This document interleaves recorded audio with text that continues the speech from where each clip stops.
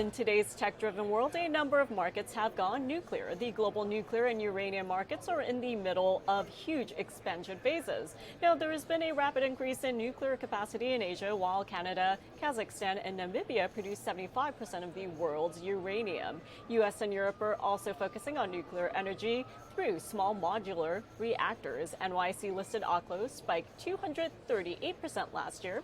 Meanwhile, global uranium demand is expected to more than double by 2040.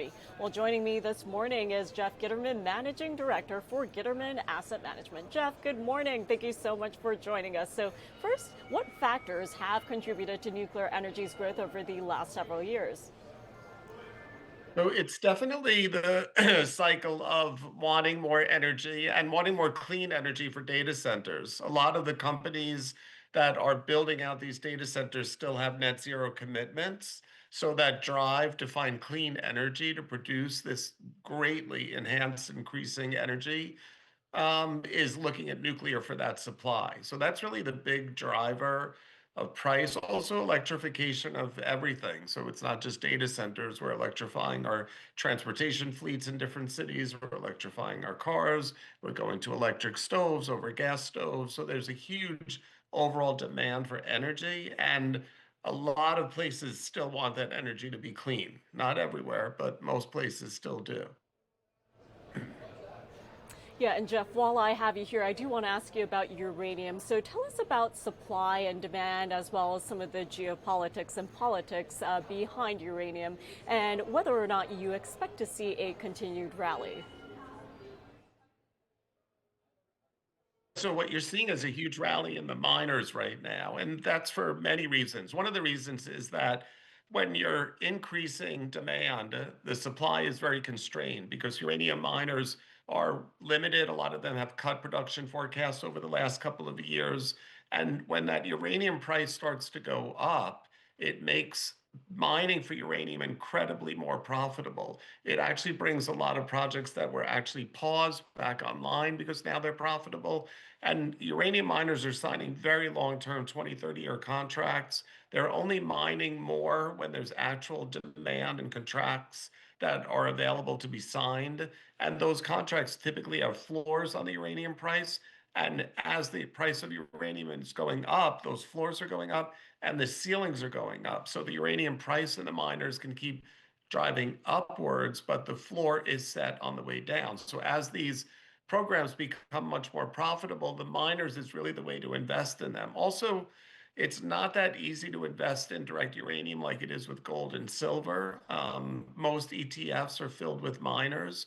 So as you see all this increased attention towards uranium and nuclear production, a lot of that money is flowing into these ETFs, which is driving prices up. I mean, I think you're seeing uranium ETFs up 45% year to date already after a huge monster year last year as well.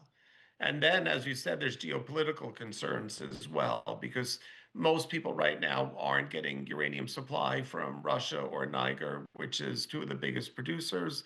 They are really looking at US and Australia for and Canada for that development. So US ETFs that invest in those miners are getting a huge boost from that. So you get constrained supply, you've got greatly increased demand, you've got issues around geopolitical reasons. All of this drives huge value up for these ETFs. I really don't see any short-term reason why those ETFs won't keep running. Yeah, and Jeff, before we move away from this, how do you see public and private investment impacting the sector? I mean, you're getting huge sentiment shift from lots of different areas around public investment. So up until really 2 years ago, if you looked at a lot of green projections of how to get to net zero, it did not include nuclear. Starting about 2 years ago, a lot of those projections started to include nuclear as the only way to get to net zero. Data center energy demand is making it impossible to hit net zero commitments just from wind and solar. So you're seeing a lot more green people really leaning towards nuclear as a possible solution. And things like Chernobyl and Fukushima are kind of far back in our, minds as the past. People are getting more receptive to it. There's small modular nuclear reactors that are coming online. The Department of Defense is behind that as well. So you're starting to see a lot more interest around safety. Today's nuclear power plant is not your grandmother's nuclear power plant. So they're built with much more safety in mind. And if you look at overall deaths or injuries due to nuclear, and you compare that to the fossil fuel industry, there's significantly less. It's not even comparable. Injuries on fossil fuel sites and drilling sites are a normal occurrence. So overall, you look at nuclear, it's much safer, and it's the cleanest energy source that's 24/7 on demand.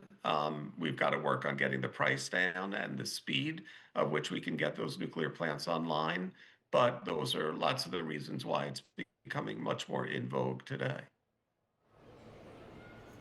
Yeah, and Jeff, finally, before I let you go, you and I are here in New York City. We are digging out from the winter storm, and I want to get your take on the Energy Department ordering backup generation from data centers and businesses to help stabilize the grid during the weekend winter storm. So, is this plan practical in the short term, and what challenges could arise in turning facilities into, say, emergency power sources? Yeah, it's interesting because you need that 24/7 on peak demand for these data centers. So having them have to divert energy sources to the communities makes it risky to keep that online production capability. But the idea of making sure that communities aren't eating the price of increased energy costs because data centers are coming into their neighborhoods and taking up a lot of that energy and forcing increased pricing because the demand has gone up so much is really necessary. There's no reason that local communities should suffer because Microsoft or NVIDIA or Google decides to put a data center in your neighborhood. It actually should benefit you. It's like if you lived in a residential building in New York and you had a commercial tenant, your cost of maintenance monthly goes down dramatically. It should really be the same scenario that if you're subject to having a data center in your local community, there should be a benefit to citizens within that community. They shouldn't get hindered by that price increase. So I think the idea is great. You just have to make sure it works in function. But I think the idea is not just great, I think it's actually a political necessity. And I think you're looking at the GOP right now, thinking about going into midterm elections this year and being concerned very much about price increases. They really have to get inflation down and prices down by those midterms in order to not suffer that. Well, Jeff, it was great having you on the show this morning. Thank you so much for joining us. And as always, thank you so much for sharing all of your insights as well as your perspective. Thanks for having me.